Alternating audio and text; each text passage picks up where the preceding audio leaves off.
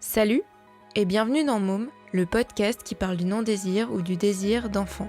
C'est parti. Elle devient quoi alors ? Elle est quoi alors à ce moment-là dans le... Elle est une machine à faire des enfants ? Eh bien, je n'aurais jamais pensé en avoir tant, mais enfin, si vous voulez. Les hommes maintenant, hein. Le schéma le plus courant, c'est papa, maman et 2 enfants. Est-ce que vous êtes d'accord avec ça ou pas ? On met des enfants au monde puis on les élève pas, alors je trouve que c'est pas bien. Et quand vous aurez des enfants, vous cesserez de travailler ? Ça, je sais pas. Pourquoi vous poussez un soupir ?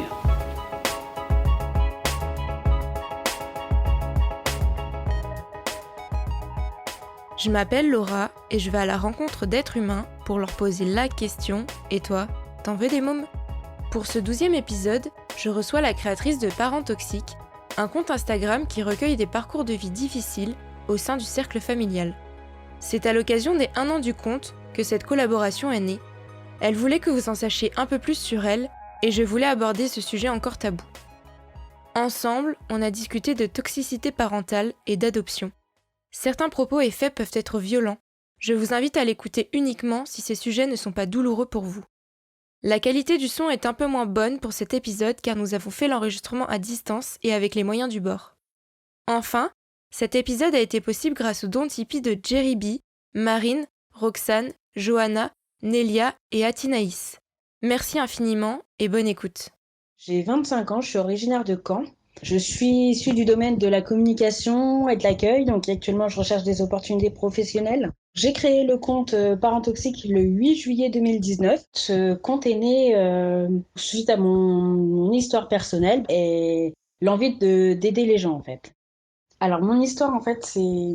Je suis originaire d'un pays d'Afrique, donc c'est le Burkina Faso. Donc j'ai été adoptée à l'âge de 2 ans. En fait la raison de mon adoption c'est que mes parents adoptifs ont connu plusieurs fausses couches, dû à un problème de santé qui se retransmettait à l'embryon. Et suite à ces événements et la difficulté pour avoir mon grand frère, donc ils ont décidé d'adopter. J'avais 2 ans, donc j'étais pas petite, mais j'étais pas non plus grande. Et au final, assez en âge de comprendre qu'il y a quelque chose qui se passait, quoi. Que c'était une famille blanche, que j'arrivais dans un nouveau pays, mais que ça m'a pas perturbée, ça m'a pas... Mon intégration n'a pas été difficile, j'ai été acceptée par chaque membre de la famille. C'est des vagues souvenirs parce que j'avais 2 ans, mais j'ai le souvenir que j'étais une petite fille qui était très sociable, qui voyait un peu le monde comme il y a que des gentils. Donc moi, je voyais pas le mal. J'ai pas forcément fait attention au racisme qui était présent, alors que j'étais souvent en minorité, voire seule dans mes classes. Juste quand j'étais plus jeune, quand j'expliquais à mes camarades que j'étais adoptée, il y en a certains qui comprenaient pas le principe de l'adoption, c'est-à-dire qu'ils pensaient que j'allais leur voler leurs parents. Donc des fois, ça arrivait que je sois un peu rejetée dans le sens où ils avaient peur que je reprenne leurs parents parce qu'ils avaient pas, ils savaient pas trop ce que c'était. Et puis moi, en tant qu'enfant, j'étais pas encore en capacité de l'expliquer. Après, en soi, le racisme dans ma famille, je l'ai pas vécu. C'est peut-être des incompréhensions de ma famille, mais il y a le racisme pur et dur, je ne l'ai pas vécu. Donc je me suis jamais attardée sur ça. Après, j'ai conscience qu'il existe. J'ai peut-être même été confrontée, mais je me suis jamais attardée sur ça. Non pas que ça ne me touche pas, mais pour me protéger de fil en aiguille. J'ai créé des liens avec mes parents, ma famille adoptive. Et les années sont passées et j'ai eu une relation compliquée avec ma mère. Je pense que ma mère s'attendait à avoir un enfant peut-être plus malléable en adoptant. Elle a voulu me brider pour que je sois à son image, que je corresponde à l'enfant parfait qu'elle s'en était fait. Sa toxicité, c'est vu par le fait de vouloir absolument tout contrôler, de vivre sur un fil en permanence. Dès qu'elle arrivait, par exemple, elle arrivait à 19h. Avant, c'était très calme, c'était un climat très, très serein. Et à partir du moment où elle rentrait, on savait pas sur quel pied danser. C'est-à-dire qu'on savait pas si la soirée allait bien se passer parce qu'elle avait passé une bonne journée, si la soirée allait être horrible parce qu'il y a quelque chose qui l'avait énervé dans la journée. Fallait constamment vivre sur un fil. Il y a eu pas mal de choses. C'était du chantage affectif. Elle nous a aussi fait du chantage au suicide. C'était des menaces auprès de mon père, des menaces auprès de moi, du style tu défends ta connasse, c'est de sa faute si on divorce. Moi, c'était arrête de manipuler tout le monde. C'était également m'insulter de Marie Salope, m'insulter de connasse, me faire passer pour une manipulatrice, une menteuse, tous les noms d'oiseaux possibles auprès des gens, même des gens que je connaissais pas forcément. Tout ce qui se passait à la maison aussi, elle le racontait à la famille pour les rallier à sa cause, parce que quand on est enfant, sa version, au final, elle compte pas. Pendant longtemps, en fait, ça a véhiculé une image de moi négative au sein de la famille, au sein des autres, même extérieurs à la famille, parce que ma mère a besoin de dire les choses, de dire, entre guillemets, de se faire plaindre, de se faire passer en victime. Ma mère aussi s'est beaucoup servie de ses propres parents pour générer une pression sur mes épaules, dans le sens où elle disait ce qu'elle souhaitait à ses parents. Moi, j'avais pas mon mot à dire, donc mes grands-parents se sont permis de prendre aussi une part dans mon éducation, c'est-à-dire qu'il fallait que toujours je fasse plaisir à ma mère, fallait pas que je la dérange, fallait que je fasse comme elle voulait, fallait pas que je sois comme ci, fallait pas que je sois comme ça. C'est pas du tout leur rôle, mais c'est ma mère qui a véhiculé des idées comme ça sur des années. Moi, j'attendais juste de ma mère qu'elle soit une mère tout simplement, qu'elle me prenne dans les bras, qu'elle me conseille, qu'elle m'écoute, sans me juger, sans aller le répéter aux autres, sans tout ramener à elle, juste qu'il y ait un échange fluide. Quand je venais vers elle, j'étais rejetée parce elle avait toujours quelque chose qui n'allait pas. C'était des cris, c'était des reproches, c'était donc moi je m'isolais dans ma chambre. Ce qu'elle a trouvé à faire pour assurer un contrôle absolu, c'est de retirer ma porte de chambre pendant 2 semaines. Et des fois, je tournais la tête, je la voyais cachée derrière le mur en train de surveiller ce que je faisais. Et ça me faisait sursauter. J'ai essayé tout. J'ai essayé d'être proche, j'ai essayé d'être distante, j'ai essayé d'être l'entre-deux. Et au final, rien ne marchait. Donc au final, j'ai fini par complètement m'éloigner de ma famille pour avoir la paix. Et nous, en fait, mon père comme moi, on n'a pas eu notre mot à dire. C'est comme si moi, en tant qu'enfant, toutes mes émotions avaient été balayées pour mettre en avant ma mère. En fait, j'ai l'impression d'avoir vécu qu'au travers de ma mère. Parce que mine de rien, même si pendant toutes ces années je me suis protégée de tout ça, j'ai compris très vite, donc ce qui m'a permis de pouvoir passer au-dessus, entre guillemets, sans être trop touchée, mais en grandissant, enfin, il y a quand même des choses qui restent, qui marquent et les mots ont des conséquences. Même encore aujourd'hui, ça lui arrive de dire, ah, t'as été une enfant difficile, alors que quand j'ai le retour des gens, etc., enfin, non. Le problème ne venait pas de la gamine, en fait. Le problème venait de ma mère, que ma mère était dépressive, que ma mère était narcissique. C'est des mots durs, mais c'est des mots vrais dans le sens où ça a été dur aussi de vivre avec elle et les gens s'en rendent compte. Même mon père, il me l'a déjà dit que j'étais pas une enfant si difficile que ça. En ce qui concerne mon père, on a toujours été proches, on s'est toujours compris, parce qu'on est plus des caractères qui se correspondent. C'est-à-dire qu'on est plus dans la réflexion, on n'est pas impulsif, on prend le temps de se poser, on est plus dans la discussion, à l'écoute.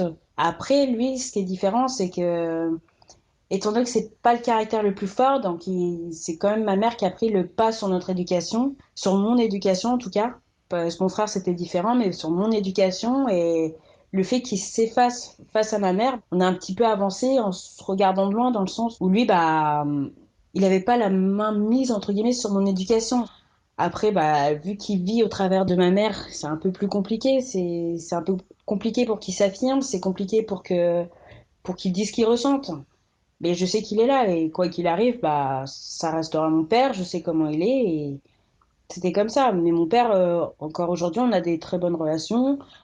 La relation avec mon frère s'est toujours bien passée. On n'a jamais eu matière à être en conflit, sauf peut-être quand il était adolescent et que moi j'étais la petite et que je l'embêtais des fois, ou inversement. Mais c'était pas des conflits, on n'a jamais eu de réels conflits.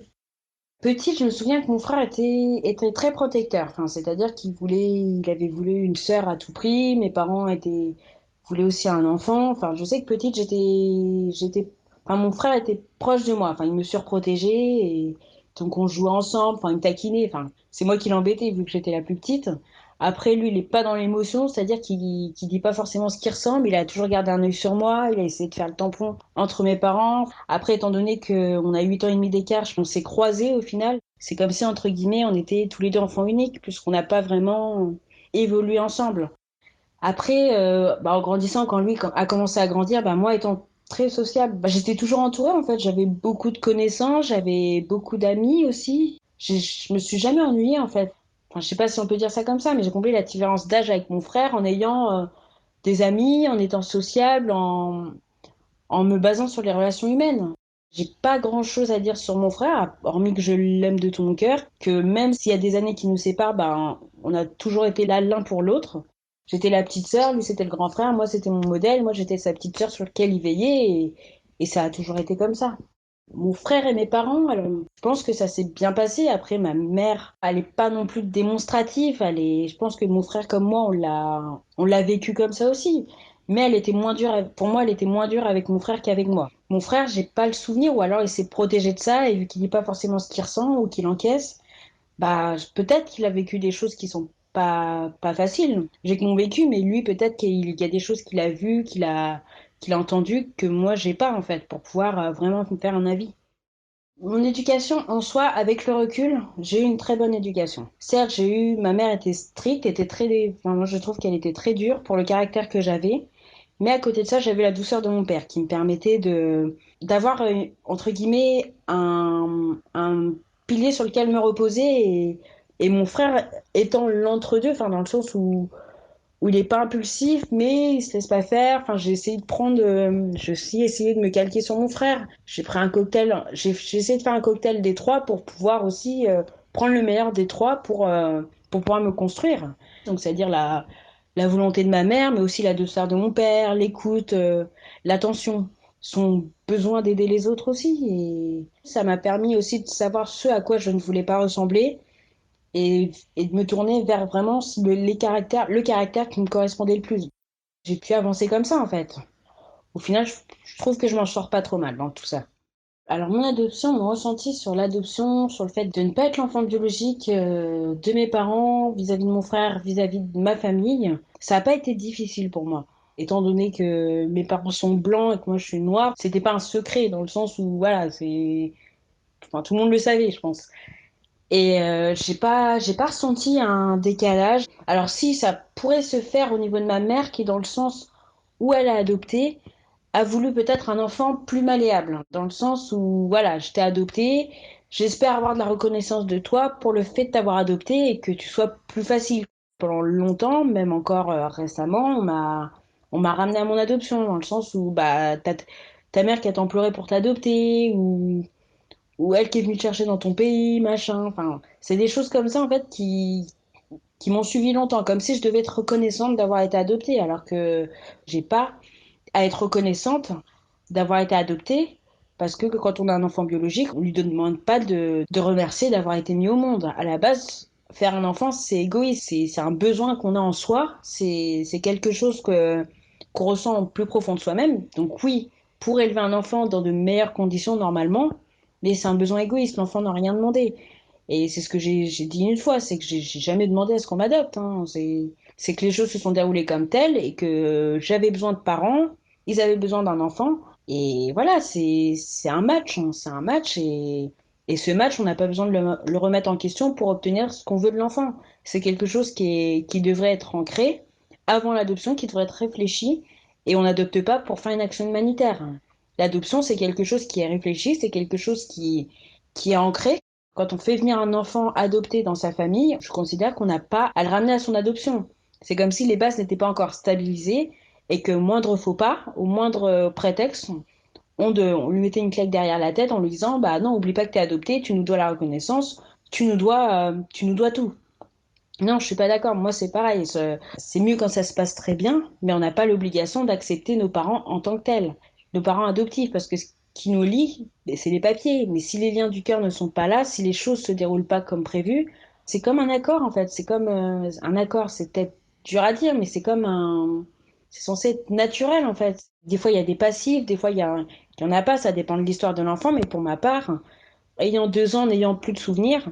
C'est comme si, entre guillemets, j'étais née dans cette famille et que parce que j'ai rien connu d'autre, j'ai pas le souvenir de ce qui s'est passé avant et que le fait qu'on me ramène encore à mon adoption, donc que je viens d'un pays étranger, alors que j'ai aucune base, j'ai aucune attache là-bas, bah c'est quelque chose que je trouve inadmissible et c'est quelque chose contre lequel je me bats parce qu'encore aujourd'hui, on me renvoie à ça des fois.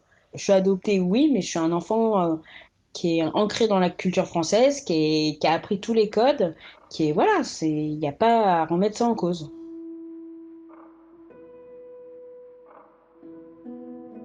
L'adoption est la rencontre entre un enfant qui n'a pas ou plus de famille susceptible de le prendre en charge et des adoptants qui expriment leur désir d'être parents.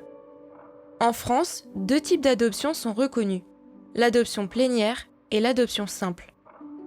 L'adoption plénière consiste à substituer un nouveau lien de filiation au lien de filiation existant entre l'enfant adopté et sa famille biologique. Celui-ci est donc supprimé.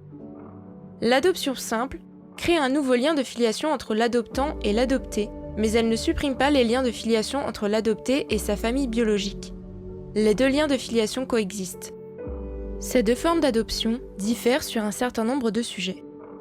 En France, l'adoption est ouverte à toute personne âgée de plus de 28 ans, mariée ou non, vivant seule ou en couple. Les personnes mariées doivent l'être depuis plus de 2 ans ou âgées tous les deux de plus de 28 ans. Les parents ou futurs parents qui désirent adopter un enfant ensemble doivent être mariés. Les personnes concubines ou personnes pacsées ne peuvent donc pas adopter un enfant ensemble, cela doit se faire individuellement. L'écart d'âge entre l'adoptant et l'adopté doit être de 15 ans minimum. Enfin, vous devez obtenir un agrément délivré par le service d'aide sociale à l'enfance, l'ASE, placé sous l'autorité du président du conseil général de votre département. La demande d'agrément permet de s'assurer que les conditions d'accueil sur les plans familial, éducatif et psychologique correspondent aux besoins et à l'intérêt de l'enfant adopté. Il est accordé pour une durée de 5 ans et en cas de refus, il faut attendre 2 ans et demi pour faire une nouvelle demande. Si l'adoption en France est gratuite, elle a un coût à l'étranger. Le coût total d'une adoption varie entre 10 000 et 40 000 euros. Ces coûts correspondent aux frais administratifs, juridiques, de séjour sur place, de dons à l'orphelinat, etc. Pour adopter à l'étranger, il faut répondre aux conditions françaises d'adoption. Mais les candidats doivent également satisfaire aux conditions légales posées par le pays d'origine de l'enfant. Cela comporte un certain nombre d'étapes supplémentaires. L'adoption est un parcours long et difficile. Il est impératif de réfléchir sérieusement au projet et de se poser les bonnes questions. Si en moyenne les futurs parents obtiennent leur agrément dans les 9 mois suivant la demande, on ne l'obtient pas toujours du premier coup. Et le délai moyen d'attente pour adopter est d'environ 5 ans. Autre chose, si les personnes peinent à adopter, ce n'est pas faute d'enfants adoptables. Bien souvent, c'est le projet parental qui ne correspond pas aux besoins des enfants. Car les parents ou futurs parents qui espèrent adopter un bébé ou un petit enfant et en bonne santé sont nombreux. Beaucoup d'enfants adoptables sont aujourd'hui en attente de parents et sans candidat à cause de leurs besoins dits spécifiques.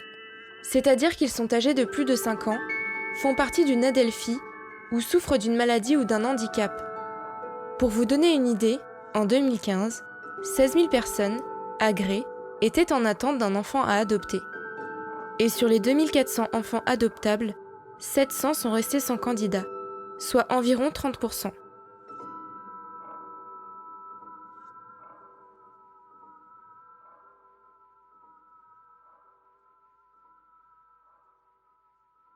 Pour mieux vivre la toxicité de ma mère, en fait, petite, j'étais très souvent avec mon père. Sa douceur et sa patience me rassuraient jusqu'à début collège, donc je pouvais me réfugier auprès de lui. Même si lui, il a subissait cette toxicité, enfin, moi, en tant qu'enfant, ça me rassurait, en fait, de voir que j'étais pas toute seule, en fait. Donc, je pouvais me reposer sur lui, entre guillemets, par rapport à ça.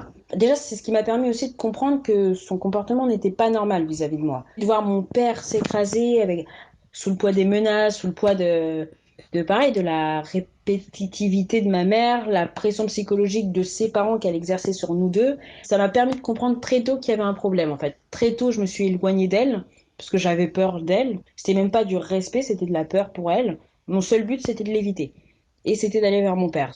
Au collège, on gagne en autonomie, sauf qu'elle a voulu me brider au point de m'empêcher de sortir, à se rapprocher de mes profs pour leur donner son numéro en leur disant vous pouvez y aller sans modération avec elle, par exemple. Si vous finissez les cours plus tôt, elle avait signé pour que ce soit jusqu'à la fin de la journée.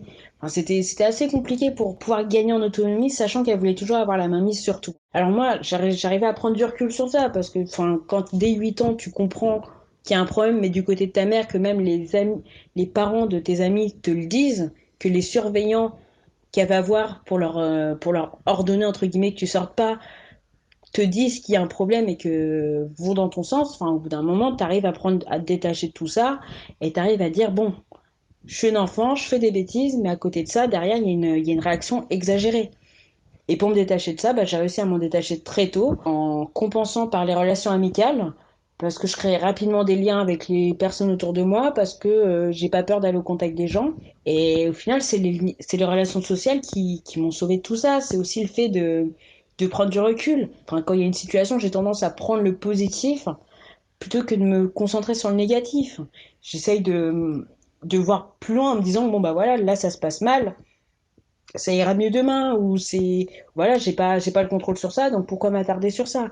J'ai eu beaucoup d'aide aussi de personnes autour qui pourraient en fait m'aider à sortir de ça doucement ou prendre l'air, me disaient, bah, viens chez nous ce week-end, ou des parents de mes amis, de la famille aussi qui commençaient déjà à comprendre que, voilà, c'était ma mère le problème, enfin, qui ont été là pour me dire, bon, si tu as besoin de prendre l'air, tu viens chez nous, il n'y a pas de souci, voilà.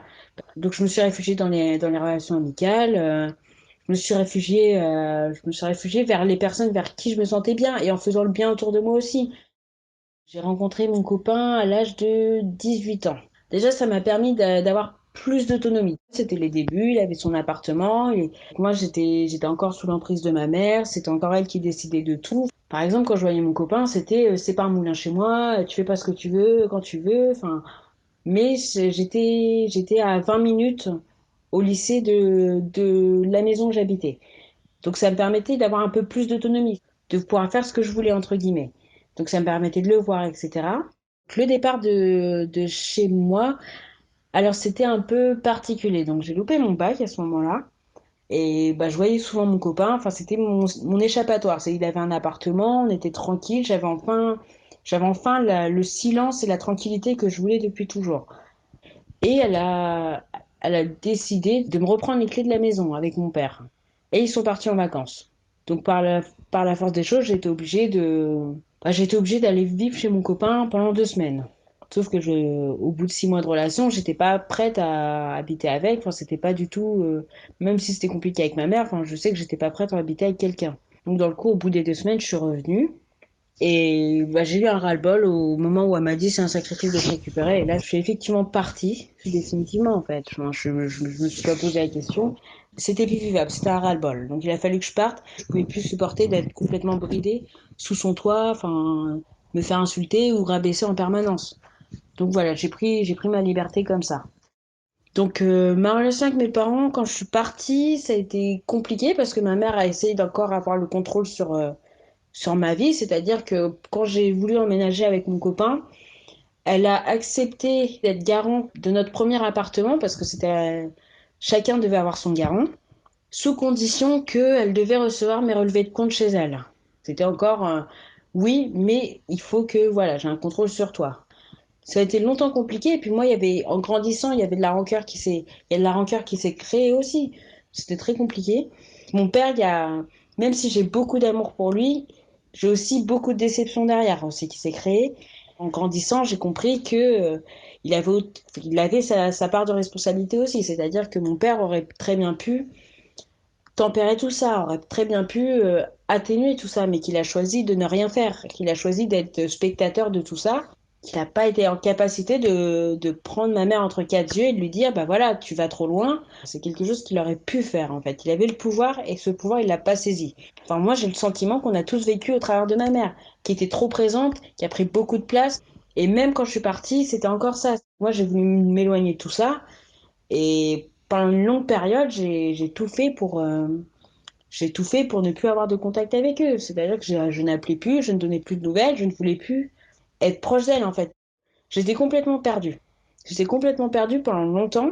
C'est à 23 ans qu'on m'a enfin dit, bah non, t'inquiète pas, tu n'es pas responsable de ce qui se passe. On a très bien compris comment était ta mère. Jusqu'à 23 ans, j'ai dû coopérer avec tout ça. J'ai dû me construire avec le poids de ma mère derrière et la pression des autres en plus. Même si j'ai réussi je m'en suis pas trop mal sortie. Enfin, j'ai dû avancer comme ça. Mais voilà, une fois que j'étais partie, j'ai eu beaucoup de mal à faire la part des choses. J'ai eu beaucoup de mal à pas pardonner parce que pardonner pour moi, c'est encore un grand mot. J'ai encore du mal à pardonner ce qui s'est passé. Et je sais qu'il y a pas longtemps, les choses ont été mises sur la table. Pour ma mère, il n'y a pas de remise en question, il n'y a pas d'excuse. Pour elle, elle m'a pas mis dehors. Pour elle, elle a fait ce qu'il fallait de mieux. Pour elle, c'est normal parce que soi-disant, je dépassé les limites. Alors que je trouve que les limites ont été dépassées de son côté à plusieurs reprises parce qu'une fois, c'est déjà beaucoup. Mais alors, quand on commence à plus les compter, ça commence à être compliqué. Ça commence à être inadmissible pour moi. Donc là, pour pouvoir avancer pour de bon avec un poids en moins, j'ai décidé de, pas de passer l'éponge, mais de me mettre en tête une bonne fois pour toutes que aller comme ça, ce qui s'est passé, ça s'est passé, que voilà, d'essayer de voir le positif dans tout ce négatif et de pouvoir avancer plus sereinement et de me dire, voilà, elle est ce qu'elle est. Au final, le problème, c'est elle. Et on la changera pas. Et il s'est passé ce qui s'est passé. Maintenant, je suis en âge d'avoir mes propres enfants. Et il faut que j'avance comme ça. À l'âge de 25 ans, donc il y a un an de ça, suite à tous les événements qui se passaient dans ma vie, tous les changements, etc., j'ai souhaité en savoir plus sur mes origines. En gros, mes parents m'ont jamais caché mon dossier d'adoption. Il était toujours en libre accès entre guillemets. Il y a tellement peu de choses de citer à part mère jeune et père inconnu et quelques informations, mais j'ai pas de nom, j'ai pas le lieu. Enfin, je sais juste que je suis née au Burkina Faso, enfin dans la capitale, et j'ai pas plus d'informations que ça au final. Et il y a une zone d'ombre où soi-disant j'aurais eu une sœur jumelle qui serait décédée pendant la procédure d'adoption, mais elle figure pas sur les papiers alors que c'était en procédure pour les deux. Enfin, voilà, il y a beaucoup de zones de flou dans mon histoire.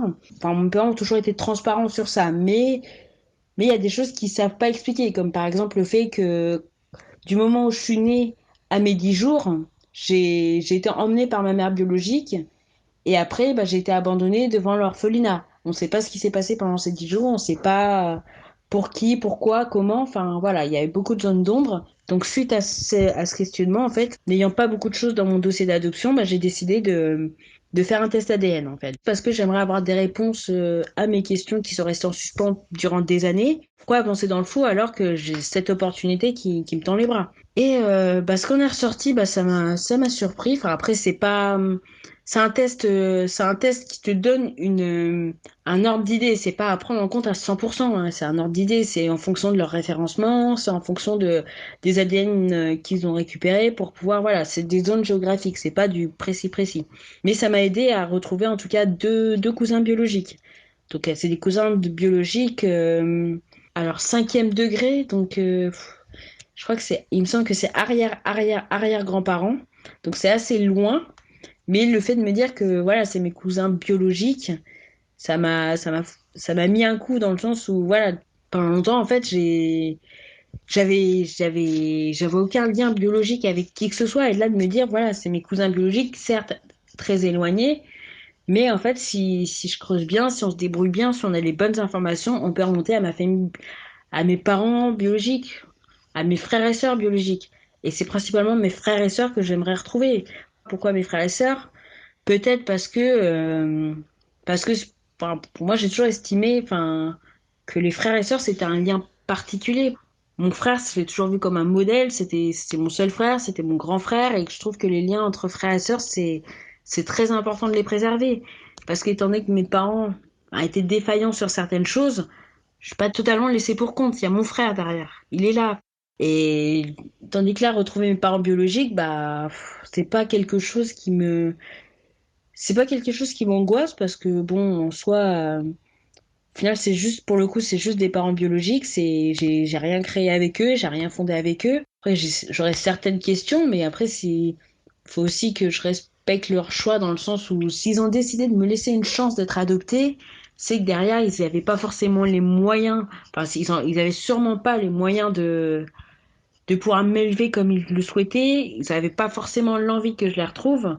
Donc voilà, je peux respecter leur choix, même si j'ai des questions. Enfin voilà, je peux comprendre. Je suis légitime dans ma démarche, mais je peux aussi comprendre la leur. Voilà, c'est pas mon but premier de retrouver mes parents biologiques. Par contre, mes frères et sœurs, je pense que j'en ai.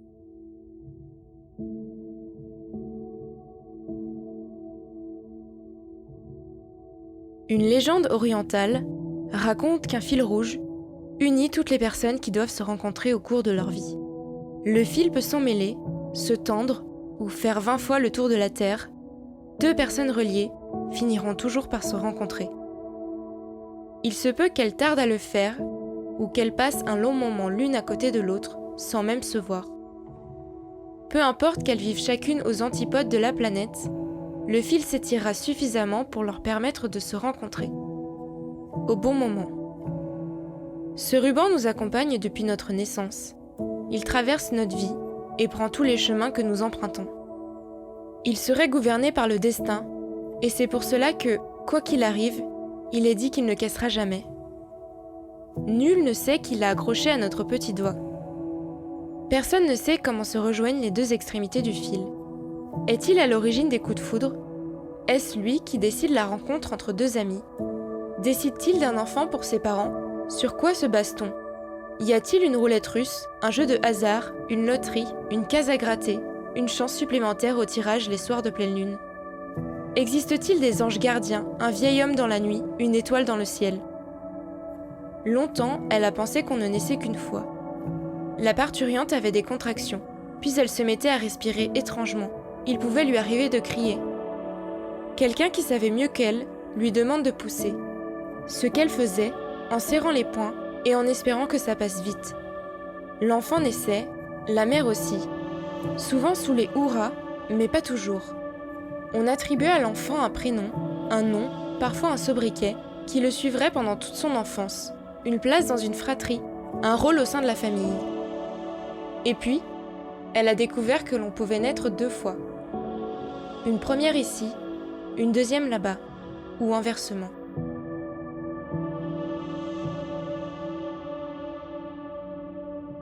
Extrait du livre Les Merveilleuses de Nathalie Longevial.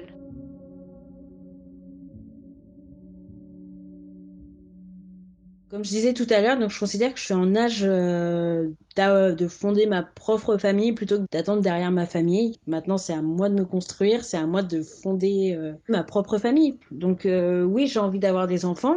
Donc je suis passée par plusieurs phases. Pendant quelques temps, je voulais pas d'enfants parce que je pense que c'est parce que je savais pas ce que j'allais leur retransmettre. J'avais un peu peur de moi-même. J'avais pas forcément confiance en moi et au final, je me dis que déjà grâce au conte, grâce aussi à la réflexion que j'ai fait toute seule, je me dis que si, parce qu'étant adoptée, enfin pour moi, j'ai l'envie d'avoir mes enfants.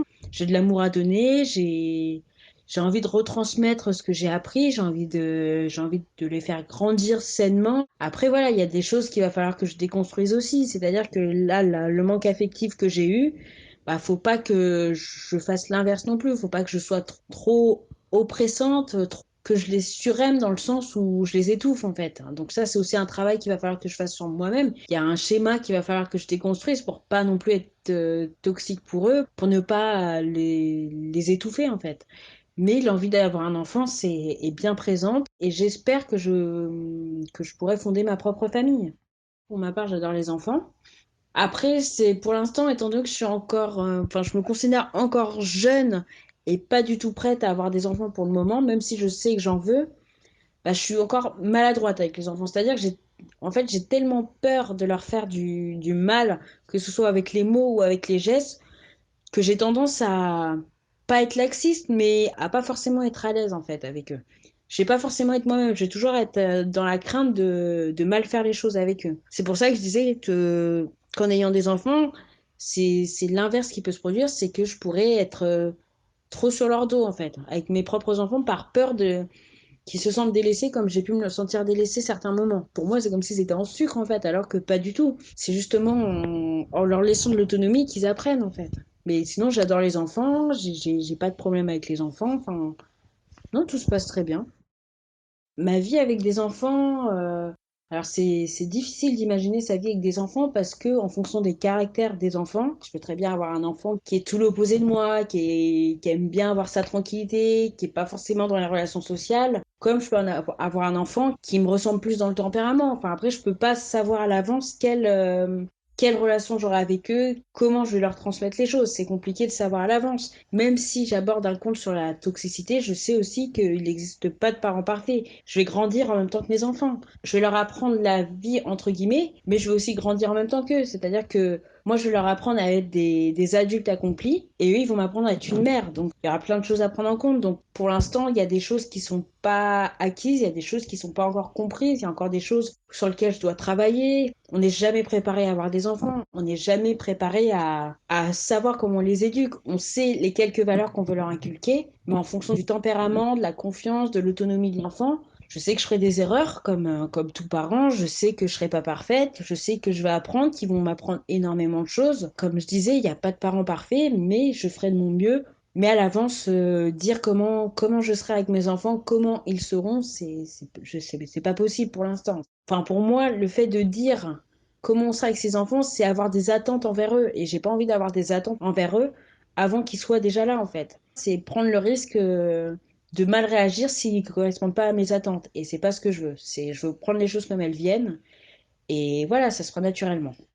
Moi, est-ce que je me vois sans enfant? Personnellement, non. Je me vois pas sans enfant. Mais par contre, je comprends très bien ceux qui ne se voient pas avoir des enfants, qu'ils ont d'autres choses à vivre que la parentalité. Enfin, en fait, c'est un choix personnel. C'est quelque chose que je respecte et que je comprends. Pour ma part, après, c'est peut-être dû à mon adoption. Enfin, j'ai le besoin d'enfanter, j'ai de l'amour à donner.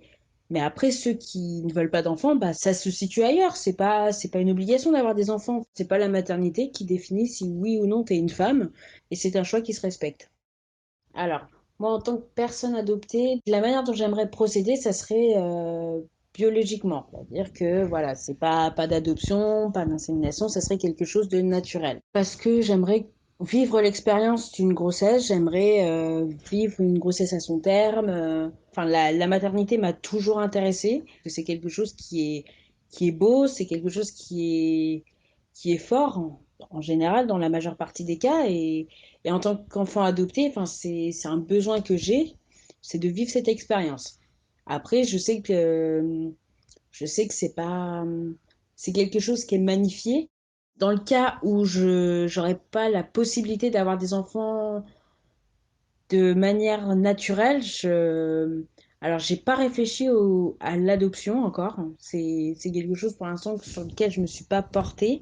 Ce n'est pas inenvisageable non plus. Et la procréation médicalement assistée, c'est quelque chose aussi qui pourrait être envisagé. En fait, ça dépend de plein de facteurs, ça dépend de plein de choses. Après, pour l'instant, la première chose auquel je pense, c'est la procréation naturelle. Après, s'il y a des complications, bah, on ira d'étape en étape et j'espère avoir la chance d'avoir quelqu'un à mes côtés qui vivra les choses comme je les vis et pour lequel on pourra se soutenir. Alors, en tant que personne adoptée, ce que je pense de l'adoption, alors après ça sera vraiment mon avis personnel par rapport à mon vécu. Donc, chacun vit son adoption différemment. Chaque adopté a un vécu plus ou moins lourd, a été adopté à différents âges, enfin, plus ou moins âgé, enfin voilà. De mon expérience personnelle, l'adoption, c'est quelque chose de beau déjà, c'est quelque chose de fort. C'est un lien qui doit se créer entre les parents et les adoptés. C'est quelque chose qui ne doit pas être mis en question. Parce que remettre en question l'adoption, c'est partir sur des bases branlantes. Parce que si on inclut un enfant dans la famille, c'est pas pour lui ramener à son adoption à la moindre occasion.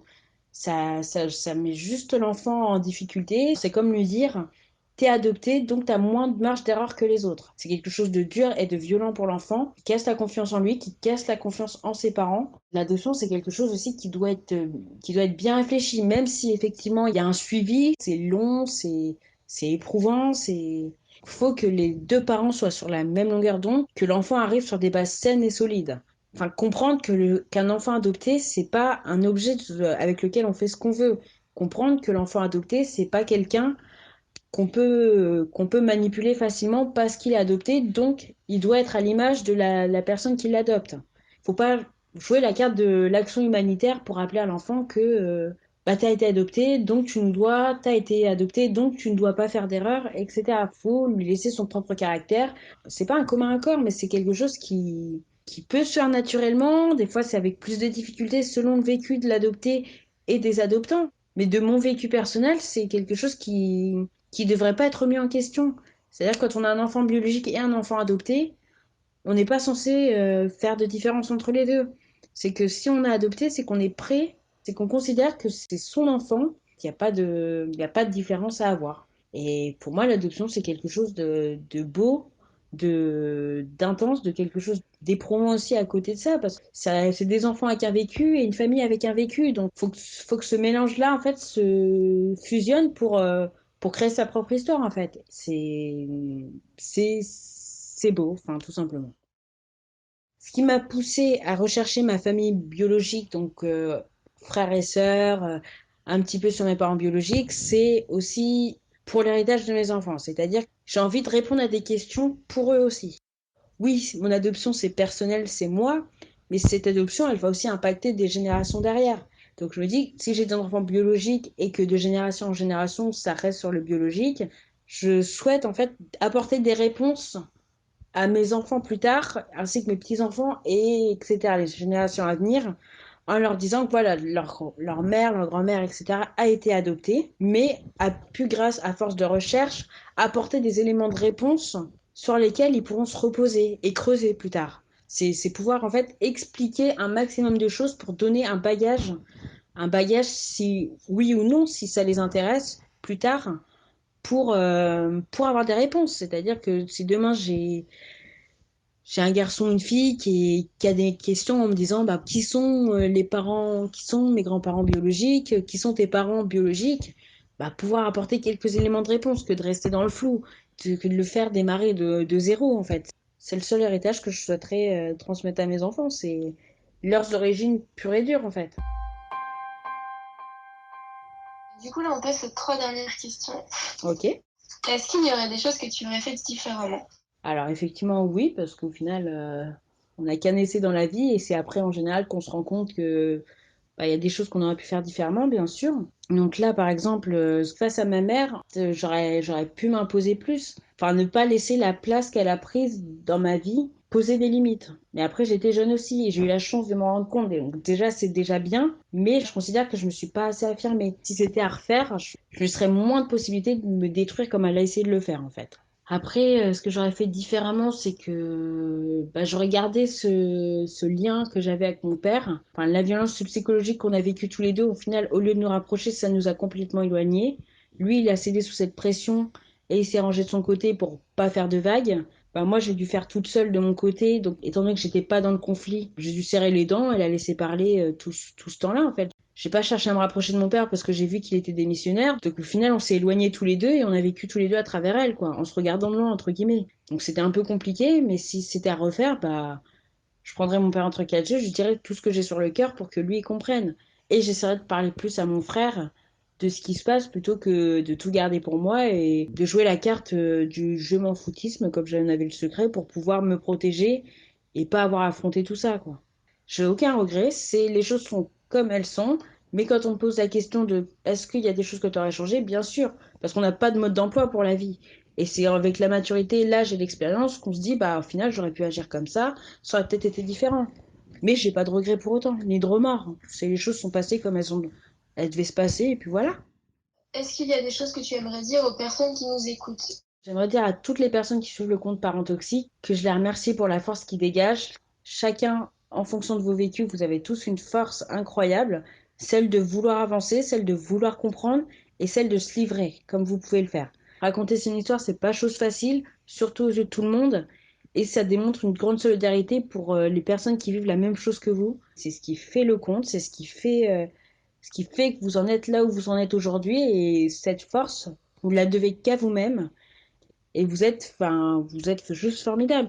En un an, j'ai pas eu l'occasion de poster tous les témoignages, donc je m'en excuse. J'ai pas eu l'occasion parce que il y a, à raison de 10 à 20 témoignages par jour, bah, c'est compliqué pour moi de tout poster et j'ai pas envie que ce soit non plus un enchaînement de témoignages. Je veux que chaque témoignage ait l'attention qu'il mérite. Donc je laisse un laps de temps entre chaque témoignage. Après, je fais aussi en fonction de ma vie, c'est parfois compliqué. Donc aux personnes qui ne connaissent pas Parents Toxiques, alors Parents Toxiques, c'est un compte de témoignages qui met en avant les personnes victimes de parents toxiques. Là, c'est leurs témoignages qui sont mis en avant et les professionnels ou les associations ou les personnes qui vivent plus ou moins la même chose vont se greffer à leurs témoignages pour pouvoir les aider à avancer, leur apporter des éléments de réponse, les orienter. Et c'est vraiment ce que je voulais mettre en avant. C'est une communauté solidaire qui se comprend et qui avance ensemble. Parents toxiques, c'est pas un tribunal pour les parents. On n'est pas là pour dire que les parents doivent être parfaits. Non, c'est pas ça. Personne n'est parfait. Aucun parent n'est parfait. Mais la toxicité, c'est quelque chose de bien spécifique. C'est quelque chose qui peut détruire des personnes, qui détruit des enfants. Et quand on en voit des enfants brisés dans la vie adulte, eh ben, faut pas s'étonner d'avoir un monde de merde derrière. Tôt ou tard, faut briser ce schéma-là, en fait. J'aimerais faire comprendre à ceux qui en sont victimes que non, c'est pas de leur faute. Il y a du respect à avoir des deux côtés. C'est une collaboration, c'est-à-dire qu'on grandit en même temps que son enfant et on apprend. On apprend toujours. On apprend de son enfant, on apprend de son entourage, on apprend du monde, on apprend de tout. Et c'est pas sous couvert de la hiérarchie parent-enfant qu'on doit exercer une autorité injustifiée. Parce que oui, les parents ont une certaine autorité, mais pour notre bien, c'est pas un dû, l'autorité. Et c'est avec la communication, l'écoute et le respect qu'on peut avoir des relations plus saines. Dernière question, est-ce que tu es épanouie? Bah pour moi, épanoui, ça veut tout et rien dire en fait. Donc, je peux pas dire que je me sens pleinement épanouie aujourd'hui parce qu'il y a encore des choses que j'ai pas acquises. Bah, en fait, j'ai conscience que j'ai fait beaucoup de chemin. J'ai eu la chance de pouvoir avoir beaucoup de recul sur les choses assez tôt et vite. J'ai eu de la chance d'être bien entourée. Donc ça m'a aidé aussi à apprendre des personnes bienveillantes que j'avais autour de moi et aussi à me construire aussi par rapport à eux. J'ai pas connu de grandes périodes de dépression. Mon trait de caractère social m'a beaucoup aidé. N'étant pas timide, ça m'a permis aussi de créer des opportunités aussi qu'en cas de timidité, j'aurais peut-être laissé passer aussi. Donc en fait, quand je fais le topo de toutes ces choses-là, je me dis qu'aujourd'hui, au final, je m'en suis pas trop mal sortie, que j'ai fait beaucoup de chemin, j'ai fait beaucoup d'erreurs, que j'ai pris des chemins, peut-être pas les meilleurs chemins, mais au final, dans tout ça, je m'en suis plutôt pas trop mal sortie et que de certaines faiblesses, j'en ai fait une force. Et l'envie de me dépasser, l'envie d'aider aussi, ça c'est quelque chose qui m'a toujours tenu à cœur et que je continuerai comme ça, sur cette voie-là, du mieux que je peux. Ayant vécu certaines choses, j'essaierai de ne pas les reproduire, mais j'ai encore pas mal de travail à faire, en fait, tout simplement. Mais en soi, dans l'ensemble, je suis quand même assez fière de moi aujourd'hui. J'ai réussi à créer quelque chose qui aide beaucoup de personnes. J'ai réussi à faire de mes forces quelque chose d'utile. Et mes faiblesses, j'essaye de travailler dessus jour après jour. Voilà, dans certains cas, c'est le travail d'une vie, et dans d'autres, les choses sont comme telles, quoi. Te dire que je suis épanouie aujourd'hui, ça serait, comment dire, pas prétentieux, mais en quelque sorte si, parce que à 25 ans, enfin, j'ai encore rien vu de la vie. Donc certes, j'ai commencé sur des bases un petit peu bancales, mais j'ai encore tellement de choses à voir, j'ai encore tellement de choses à vivre et à découvrir que l'épanouissement se fera au final petit à petit. Ça sera des moments de joie, ça sera des moments de tristesse, ça sera des échecs, ça sera des réussites, mais que dans l'ensemble, pour l'instant, de ce que j'ai à en dire sur mon passé, c'est que je suis assez fière de moi, tout en ayant conscience que j'ai encore beaucoup de chemin à faire. Pour finir cet épisode, j'aimerais remercier chacun d'entre vous pour le travail que vous avez effectué personnel et pour aider les autres, enfin votre bienveillance, votre solidarité, et c'est important que je profite des 1 an pour pouvoir vous le dire à chacun d'entre vous. Donc je voulais vous remercier. Merci. Merci. Merci à la créatrice de Parents Toxiques d'avoir participé à cet épisode. Tu peux la retrouver sur Instagram.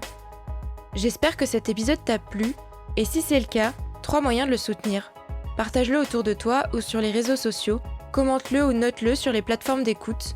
Enfin, tu peux donner même 1 € pour soutenir le podcast financièrement grâce à ma page Tipeee. N'hésite pas à me contacter si tu as envie de partager ton histoire sur un épisode court ou long, et tu peux me retrouver sur Instagram @mom_podcast ou par mail mompodcast@gmail.com. À bientôt!